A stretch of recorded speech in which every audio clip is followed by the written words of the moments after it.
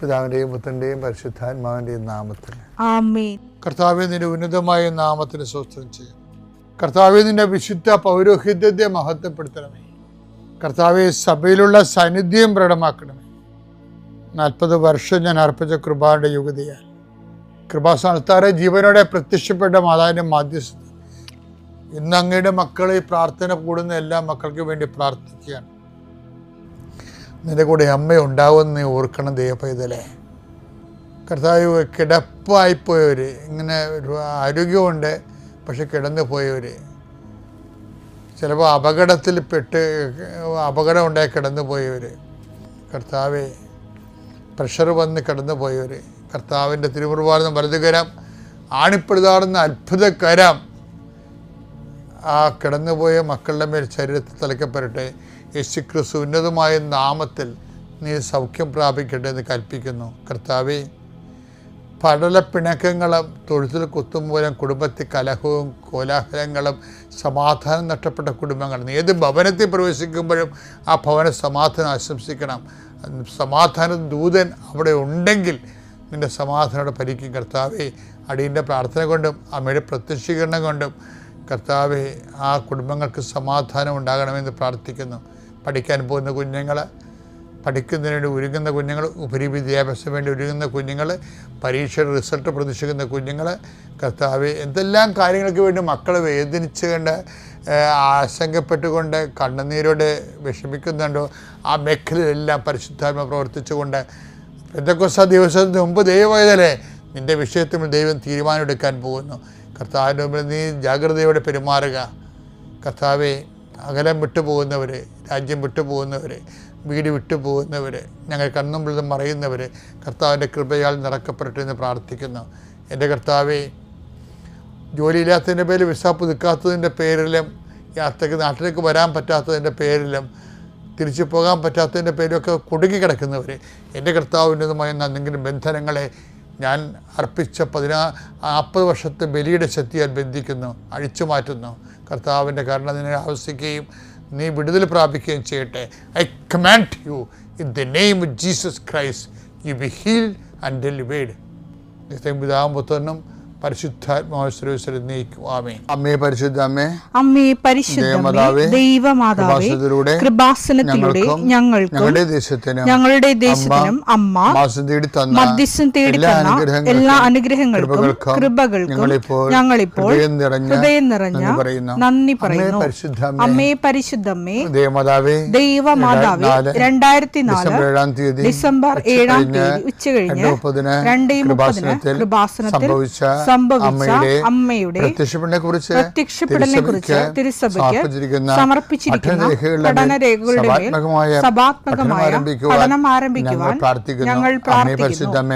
അമ്മേ പരിശുദ്ധമേ, ഭൂസ്വർലോകങ്ങളുടെ രാജ്ഞിയായ അങ്ങേയ്ക്ക് ഭൗമസംരക്ഷണത്തിനായി പ്രപഞ്ചപ്രകൃതിയെ തന്നെ തിരുസഭ പ്രതിഷ്ഠിക്കുവാൻ ഈ പ്രത്യക്ഷീകരണം വഴി ഇടയാക്കണമേ. പരിശുദ്ധമേ, ജപമാല മാതാവേ, സകല കൃപാസനം പ്രാർത്ഥനയോടും ചേർത്ത് ഞങ്ങളിപ്പോൾ പ്രാർത്ഥിക്കുന്ന ഈ കുടുംബത്തിന്റെ പ്രത്യേക നിയോഗം പറ മക്കളെ.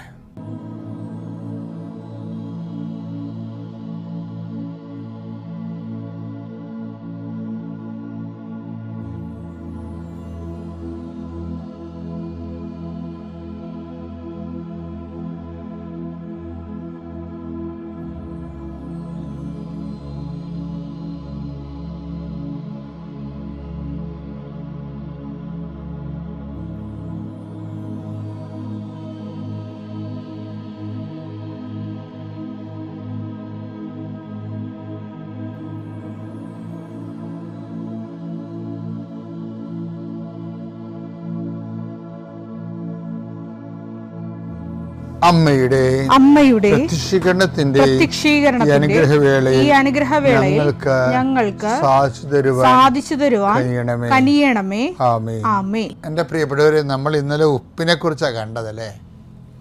ഉപ്പ് ഒരു മനുഷ്യരുടെ മുമ്പിൽ ക്രിസ്തുവിനെ മനുഷ്യൻ സ്വീകരിക്കുമ്പോൾ ഉണ്ടാകുന്ന അധിക രുചിയും എൻഹാൻസ്മെൻ്റ് അല്ലേ. Enhancement the behaviour with the spirit of Christ. അതാണ് ഞാൻ ഈ പറഞ്ഞുകൊണ്ടിരിക്കുന്നത്.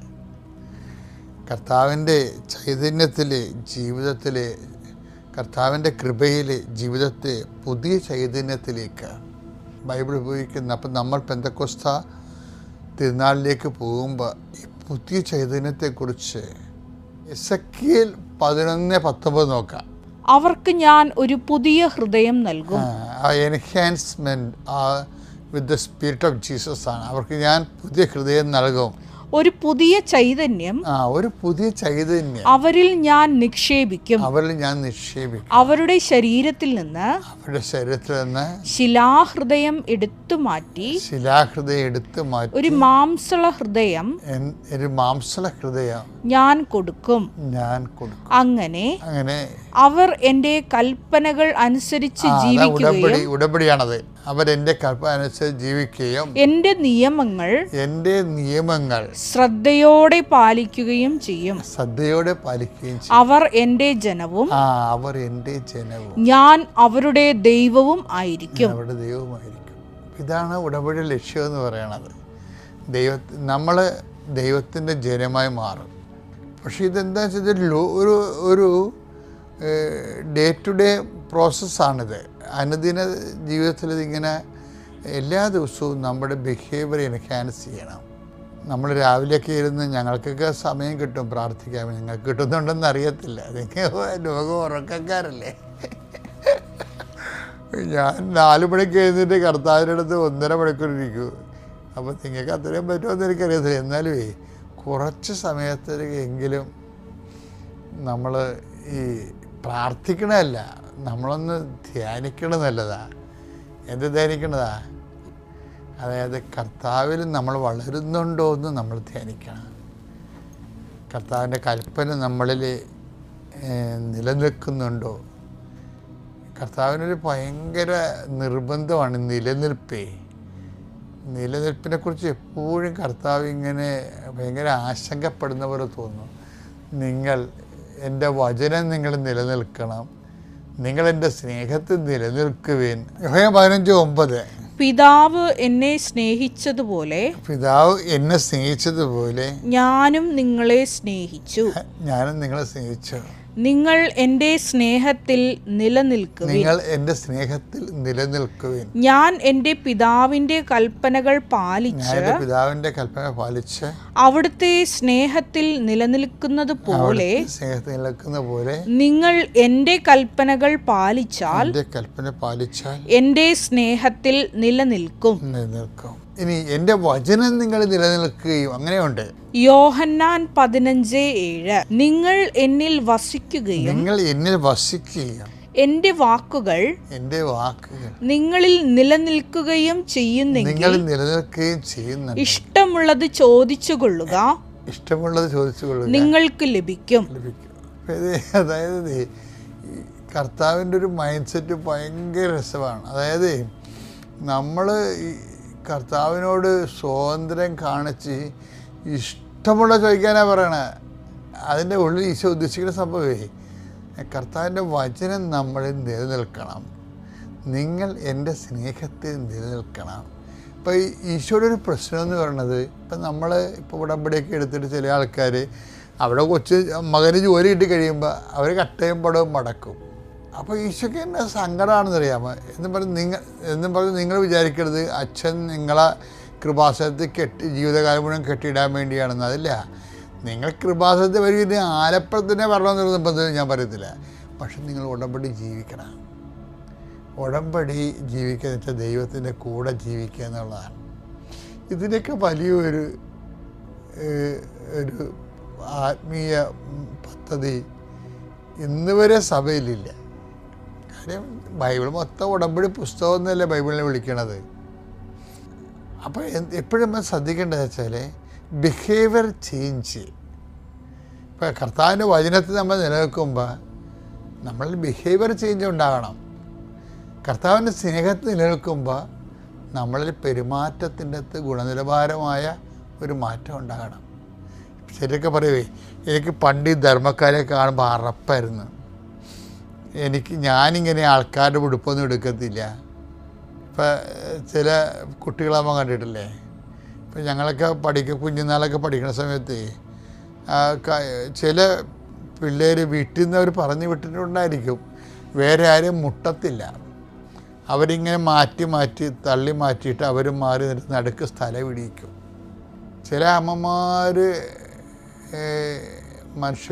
മക്കളോട് പറയും, നിങ്ങൾ മറ്റു പിള്ളേരുടെ ഒന്നും പോകരുത്, അവർ ചീത്തയാണ്, അവർ സംസാരിക്കരുത് എന്നൊക്കെ പറഞ്ഞ് വളർത്തും. അതുപോലെ തന്നെ ആയിരിക്കും അത്. എന്ന് വെച്ച് കഴിഞ്ഞാൽ അവർ വളർന്നു കഴിഞ്ഞാൽ ആ നാട്ടുകാരുമായിട്ട് ഒരു ബന്ധം ഉണ്ടാകത്തില്ല. ഈ രാജ്യം വിട്ടു പോകുന്ന ആൾക്കാരില്ലേ, അതിനകത്തൊരു 2% നാട്ടുകാരുമായിട്ട് പണ്ടേ ബന്ധമില്ല അവർക്ക്. കാര്യം എന്ന് വെച്ചാൽ അവരെ വളർത്തിയിരിക്കുന്ന രീതി ബ്രോട്ടപ്പ് അങ്ങനെയാണ്. മറ്റുള്ളവർ അഴുക്കാണ്, കൊള്ളാത്തവരാണ്, സംസാരിക്കാൻ കൊള്ളാത്തവരാണ്, അവിടെ ചീത്ത സ്വഭാവക്കാരാണ്. ഇവരുടെ പ്രിജുഡ്യൂസുകൾ, മുൻവിധികൾ കുട്ടികളെ പറഞ്ഞിട്ട് അവരിങ്ങനെ ഈ അന്തർമുഖരാകും മറ്റുള്ളവരോട് മുമ്പിൽ. അതിങ്ങനെ വളർന്നു കഴിഞ്ഞാലും ആ ഒരു മാനസിക രോഗം നമുക്കുണ്ടാവും. എപ്പോഴും നമ്മൾ ശ്രദ്ധിക്കണം. ആൾക്കാർ നിങ്ങളെ മിണ്ടിലെ കുഴപ്പമില്ല, ചില ആൾക്കാരെ കൊള്ളത്തില്ലെന്ന് പറഞ്ഞ് പഠിപ്പിക്കരുത് ഒരിക്കലും. ഉടമ്പടിയിൽ ചില ആൾക്കാർ പരാജയപ്പെടുന്നത് എന്തുകൊണ്ടാണ്?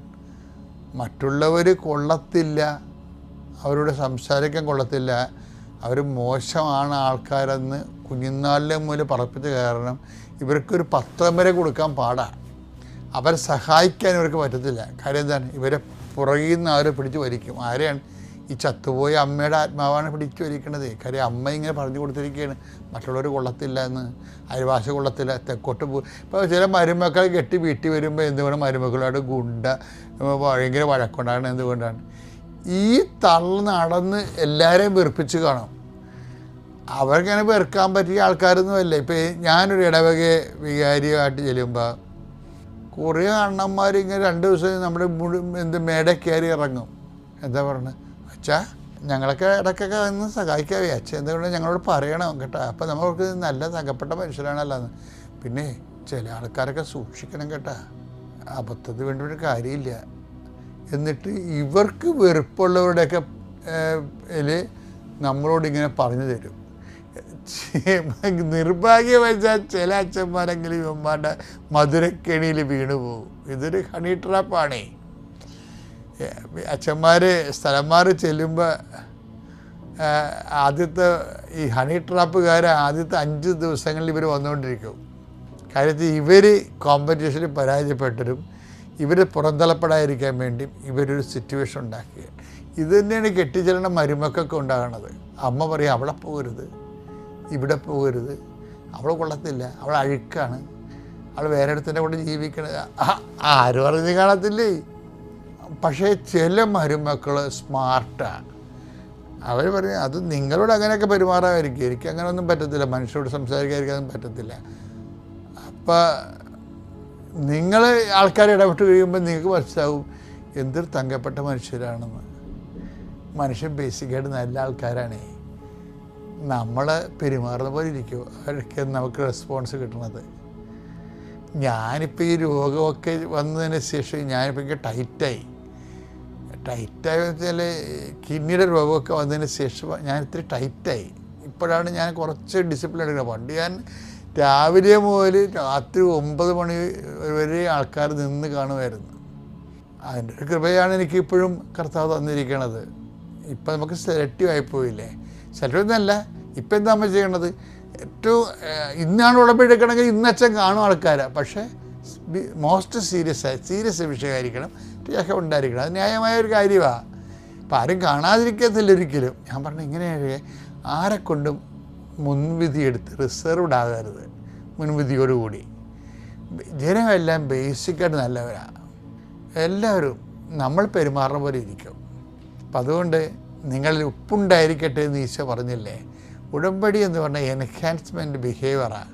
എല്ലാവരുമായിട്ട് പുതിയ റിലേഷൻസ് ഉണ്ടാകുക, പുതിയ ആൾക്കാരുമായിട്ട് നന്മ തിന്മ വരുമ്പോൾ നമുക്കറിയാൻ പറ്റുമല്ലോ. അപ്പോൾ നമ്മൾ അറിയാൻ മതിയല്ലോ അല്ലേ. ഒരു ഓലമടൽ മുകളിൽ നിന്ന് വരണ മുമ്പ് ഒരു സ്വരം കേൾക്കുമല്ല, അപ്പോൾ നമ്മൾ മാറും. അത്രയേ ഉള്ളൂ. അതുപോലെ തിന്മ ആരെങ്കിലും വരുമ്പോൾ നമുക്കറിയാൻ പറ്റുമല്ലോ. അല്ലാതെ തോലമടൽ വീണ് വരണേന്ന് പറഞ്ഞുകൊണ്ട് എപ്പോഴും തലയിൽ ഇങ്ങനെ കൈയും പൊത്തി നടക്കേണ്ട കാര്യമില്ലല്ല. അപ്പോൾ ആവശ്യമില്ലാതെ പേടിക്കാതിരിക്കുക. ക്രിസ്തു നമ്മുടെ കൂടെയുണ്ട്. Price the Lord. വിശ്വാസ പ്രമാണം. സർവശക്തനായ പിതാവും ആകാശത്തിൻ്റെയും ഭൂമിയുടെയും സൃഷ്ടാവുമായ ദൈവത്തിൽ ഞാൻ വിശ്വസിക്കുന്നു. അവിടുത്തെ ഏകപുത്രനും ഞങ്ങളുടെ കർത്താവുമായ ഈശോമിശിഹായിലും ഞാൻ വിശ്വസിക്കുന്നു. ഈ പുത്രൻ പരിശുദ്ധാത്മാവിനാൽ ഗർഭസ്ഥനായി കന്യകാമറിയത്തിൽ നിന്ന് പിറന്ന് പൊന്തിയോസ് പീലാത്തോസിന്റെ കാലത്ത് പീഡകൾ സഹിച്ച് കുരിശിൽ തറയ്ക്കപ്പെട്ട് മരിച്ച് അടക്കപ്പെട്ട് പാതാളങ്ങളിൽ ഇറങ്ങി മരിച്ചവരുടെ ഇടയിൽ നിന്ന് മൂന്നാം നാൾ ഉയർത്ത് സ്വർഗത്തിലേക്ക് എഴുന്നള്ളി സർവശക്തിയുള്ള പിതാവായ ദൈവത്തിന്റെ വലതുഭാഗത്തിരിക്കുന്നു. അവിടെ നിന്ന് ജീവിക്കുന്നവരെയും മരിച്ചവരെയും വിധിക്കുവാൻ വരുമെന്നും ഞാൻ വിശ്വസിക്കുന്നു. പരിശുദ്ധാത്മാവിലും ഞാൻ വിശ്വസിക്കുന്നു. വിശുദ്ധ കത്തോലിക്കാ സഭയിലും പുണ്യവാന്മാരുടെ ഐക്യത്തിലും പാപങ്ങളുടെ മോചനത്തിലും ശരീരത്തിന്റെ ഉയർപ്പിലും നിത്യമായ ജീവിതത്തിലും ഞാൻ വിശ്വസിക്കുന്നു. ആമേൻ. സുഖസ്ഥനായ ഞങ്ങളുടെ പിതാവേ, അങ്ങയുടെ നാമം പൂജിതമാകണമേ. അങ്ങയുടെ രാജ്യം വരണമേ. അങ്ങയുടെ തിരുമനസ് സ്വർഗത്തിലെ പോലെ ഭൂമിയിലുമാകണമേ. അന്നു വേണ്ടുന്ന ആഹാരം ഇന്ന് ഞങ്ങൾക്ക് തരണമേ. ഞങ്ങളോട് തെറ്റ് ചെയ്യുന്നവരോട് ഞങ്ങൾ ക്ഷമിക്കുന്നത് പോലെ ഞങ്ങളുടെ തെറ്റുകൾ ഞങ്ങളോടും ക്ഷമിക്കണമേ. ഞങ്ങളെ പ്രലോഭനത്തിൽ ഉൾപ്പെടുത്തരുതേ, തിന്മയിൽ ഞങ്ങൾ രക്ഷിക്കണമേ. ആമേൻ. നന്മ നിറഞ്ഞ മറിയമേ, സ്വസ്തി. കർത്താവ് അങ്ങയുടെ കൂടെ സ്ത്രീകളിൽ അങ്ങ് അനുഗ്രഹിക്കപ്പെട്ടവളാകുന്നു. അങ്ങയുടെ ഉദരത്തിൻ ഫലമായി ഈശോ അനുഗ്രഹിക്കപ്പെട്ടവനാകുന്നു. പരിശുദ്ധ മറിയമേ, തമ്പുരാന്റെ അമ്മേ, പാപികളായ ഞങ്ങൾക്ക് വേണ്ടി ഇപ്പോഴും ഞങ്ങളുടെ മരണസമയത്തും തമ്പുരാനോട് അപേക്ഷിക്കണമേ. ആമേൻ. അവിടെ സംഭവിക്കുന്ന അതിൻ്റെ എതിരാ നടക്കുന്ന. Price the Lord. സീറാക്ക് 2:3 പ്രഭാഷകൻ 2:3 പ്രകാരം അമ്മ പോയില്ല. സെൻ്റ് അഗസ്റ്റിൻ്റെ അമ്മ മാറിയില്ല. കാത്തിരുന്ന് കൊല്ലങ്ങൾ 17-18 കൊല്ലം കാത്തിരുന്ന്. Price the lord. ഹല്ലേലൂയ. അത് ആരാധനയാണ്. അപ്പോൾ അവിടെ എന്താണെന്ന് വെച്ചാൽ നമ്മൾ ചിലപ്പോൾ പ്രാർത്ഥിക്കും, ബാങ്കിൻ്റെ കടം തീരണേ, ഞാൻ വീട് പണിക്ക് വേണ്ടി ബാങ്കിൻ്റെ കടം തീരണേ എന്ന് പറഞ്ഞ് പ്രാർത്ഥിക്കുമ്പോഴാണ് സംഭവിക്കുന്നത്, ബാങ്ക് വന്നിട്ട് നോട്ടീസ് ഒട്ടിച്ചിട്ട് പോകും. Praise the lord. ജപ്തി നോട്ടീസ് ഒട്ടിച്ചു പോവും. നമ്മൾ അയൽക്കാരുടെ മുമ്പിൽ നമ്മൾ ചെറുതാവും, പരിഹാസപാത്രമാവും. Praise the lord. അപമാനമായിരിക്കും നമുക്ക്. ഹല്ലേലൂയ. അപ്പോൾ നമുക്ക് തോന്നും, ഞാൻ പ്രാർത്ഥിച്ചിട്ട് പ്രാർത്ഥനയ്ക്ക് ഉത്തരം മാത്രമില്ല ലഭിക്കാത്തത്, അതിൻ്റെ പ്രതികൂല സാഹചര്യം ഉണ്ടായി. അപ്പോൾ ദൈവം ഉണ്ടായില്ലേ, എൻ്റെ പ്രാർത്ഥന കേൾക്കണ്ട ദൈവം. Price the Lord. ഖനാകരിക്കതാ സംഭവിച്ചത്. ഈശോ ഉത്തരവൊന്നും പറഞ്ഞില്ല, ഒന്നും മിണ്ടിയില്ല. മിണ്ടാൻ വേണ്ടി വാ തുറന്നപ്പോൾ കൊച്ചുങ്ങളുടെ ഭക്ഷണം എടുത്ത് പട്ടിക്ക് കൊടുക്കാൻ പറ്റില്ലെന്നാണ് പറഞ്ഞത്. നീ പട്ടിയാണ്. Price the Lord. എന്ന് വെച്ചാൽ അത്രയും ശിഷ്യന്മാരുടെ മുമ്പിൽ അവൾ അത്രയും നേരം ഇരുന്ന് അവിടെ കരഞ്ഞിട്ട് കിട്ടിയ മറുപടി അതാണ്. Price the Lord. അപ്പോൾ ഇതുപോലെ സാഹചര്യങ്ങൾ ദൈവം തന്നെ സൃഷ്ടിച്ച് തരും, നിൻ്റെ വിശ്വാസം വലുതാക്കാൻ വേണ്ടിയിട്ട്. Price the Lord. ഇതുപോലെ സാഹചര്യങ്ങളിൽ കൂടി നമ്മൾ നടന്നു പോകും. അത് നീ മനസ്സിലാക്കണം, ഇത് എൻ്റെ വിശ്വാസം വലുതാക്കാൻ വേണ്ടിയിട്ടാണ്. ദൈവത്തിന് വലിയ പദ്ധതിയാണ്. അതിന് ഞാൻ നിക്ഷേപിച്ച വിശ്വാസം പോരാ. Price the Lord. ദൈവത്തിൻ്റെ പ്ലാൻ വലുതാണ്. അതിന് എൻ്റെ വിശ്വാസം കൂടുതലാകണം. അതിനെ ദൈവം സൃഷ്ടിച്ച് തന്നിരിക്കുകയാണ്. ഇതുപോലത്തെ സാഹചര്യങ്ങൾ വിട്ടുമാറിപ്പോകരുത്. Praise the lord. ഹല്ലേലൂയ. നീ കാത്തിരിക്കുമ്പോഴത്തേക്ക് വലിയ കാര്യങ്ങൾ ദൈവത്തിന് ചെയ്യാൻ സാധിക്കും. കുറച്ച് ദിവസം കാത്തിരിക്കണം. Price the Lord. എല്ലാം നമുക്കെതിരെ നടക്കും, പ്രതികൂലമായിട്ട് സംഭവിക്കുന്നതായിട്ടെല്ലാം നമുക്ക് തോന്നും. ദൈവം കൈവിടില്ല. പക്ഷേ പ്രൈസ് ദി ലോർഡ്. പക്ഷെ നീ കരയരുത്, പിറുപിറുക്കരുത്, വിട്ടുപോകരുത്.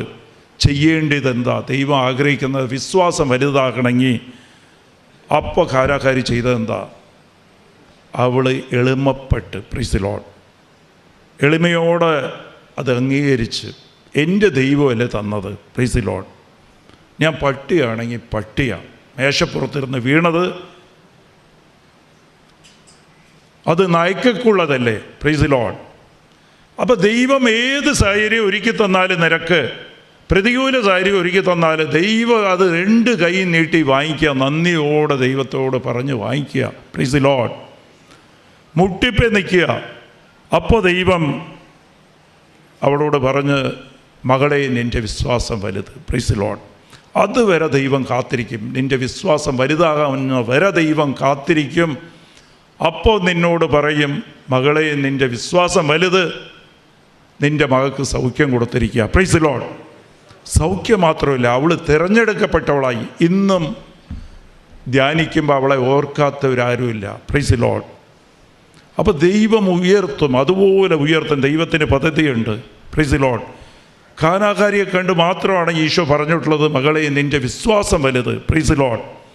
ആ വിശ്വാസം ആരാധനയായിരുന്നു അവൾക്ക്, ഈശോയോടുള്ള ആരാധനയാണ്. Praise lord. നമ്മളെല്ലാം ഈ പ്രാർത്ഥനയിൽ നിന്നുകൊണ്ടിരിക്കുക, അത് ആരാധനയുടെ ലെവലിലേക്ക് പോയിട്ടില്ല. Praise lord. ഹല്ലേലൂയ. ഇതൊക്കെ ഞാൻ വെറുതെ ഇല്ല പറയണേ. എന്താ കാര്യമെന്ന് വെച്ചാൽ, വെറുതെ എവിടെയെങ്കിലും കേട്ടിട്ട് പറഞ്ഞിട്ട് കാര്യമില്ല, അനുഭവിച്ചിട്ടുള്ളതാണ് ഇതൊക്കെ. ചെറിയ വിശ്വാസം വലുതാക്കുമ്പോഴാണ് ദൈവത്തിന് നമ്മളോടുള്ള പദ്ധതി, ദൈവത്തിനുള്ള പദ്ധതി നടപ്പിലാക്കാൻ സാധിക്കുക. Praise Lord.